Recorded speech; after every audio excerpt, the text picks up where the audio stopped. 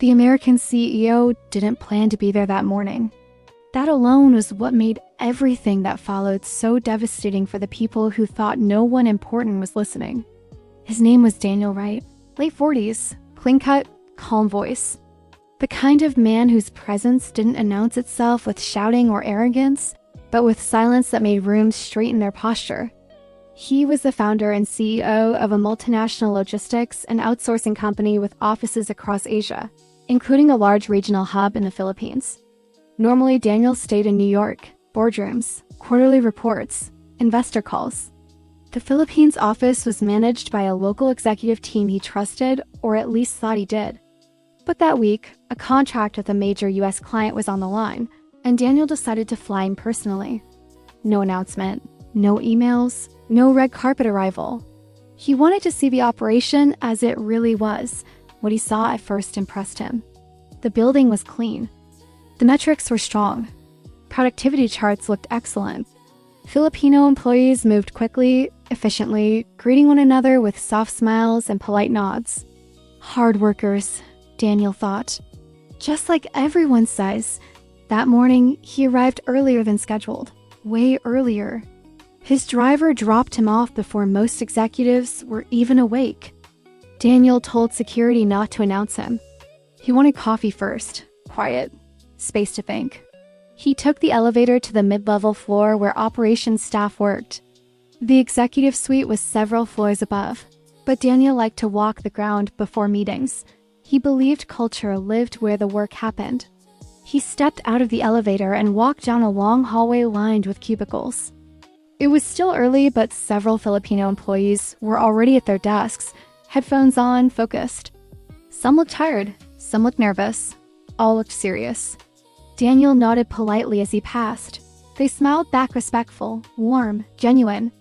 Then he heard raised voices, not shouting, but sharp, condescending, the kind of tone that cut without needing volume. He slowed his pace. The voices were coming from a glass-walled conference room slightly ahead. The blinds were half open. Inside were 3 people, 2 Filipino supervisors and 1 American expat manager named Mark Collins. Daniel knew the name. Mark was mid-30s, hired 2 years earlier, fast-tracked into a senior operations role. On paper, he was excellent, aggressive, results-driven, the kind of employee middle management often praised. Daniel stopped just outside the door, unseen. Mark was standing. The 2 Filipino supervisors were seated. Both had their hands folded on the table. Neither looked up. "Do you know how embarrassing this is?" Mark said, pacing. "Do you have any idea how this reflects on me?" One supervisor, a woman in her early 40s, spoke softly. "Sir, we followed the updated process." "Don't interrupt me," Mark snapped. "That's your first problem. You people always interrupt when you should just listen." Daniel's jaw tightened.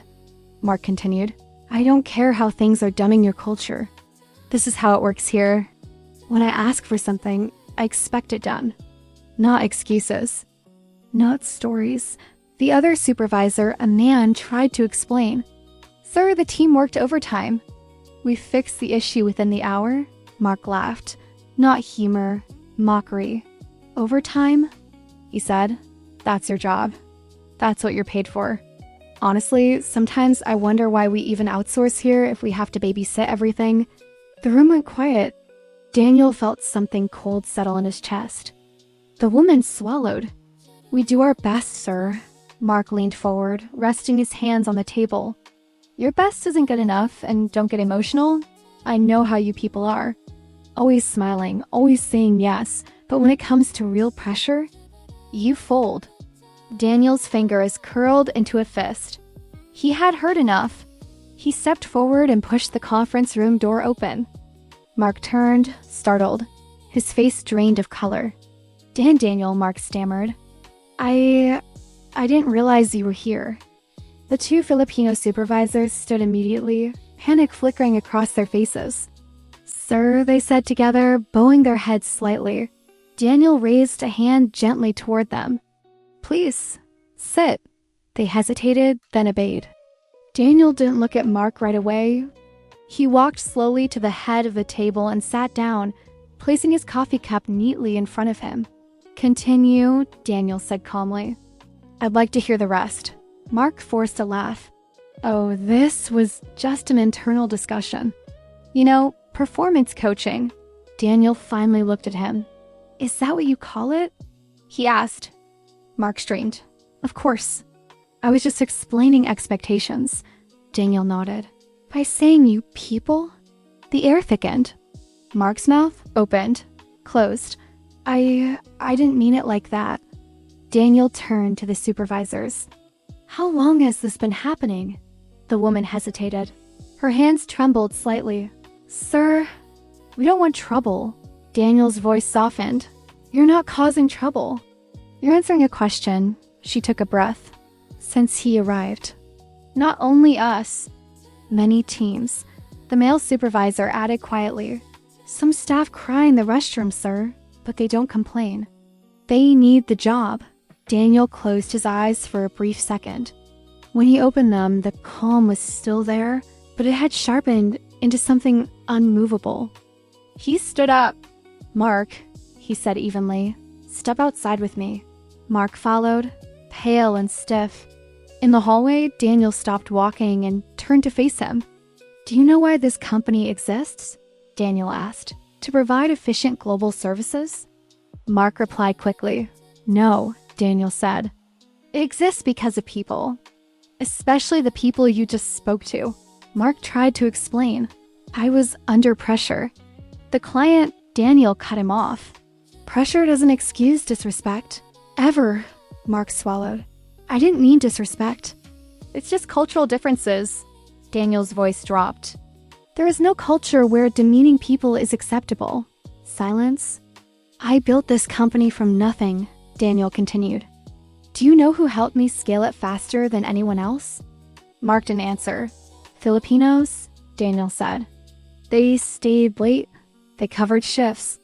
They smiled even when they were exhausted. They carried responsibility quietly. And you?" He took a step closer. "You used power to feel important." Mark's eyes darted around, hoping someone would intervene. No one did. "Effective immediately," Daniel said.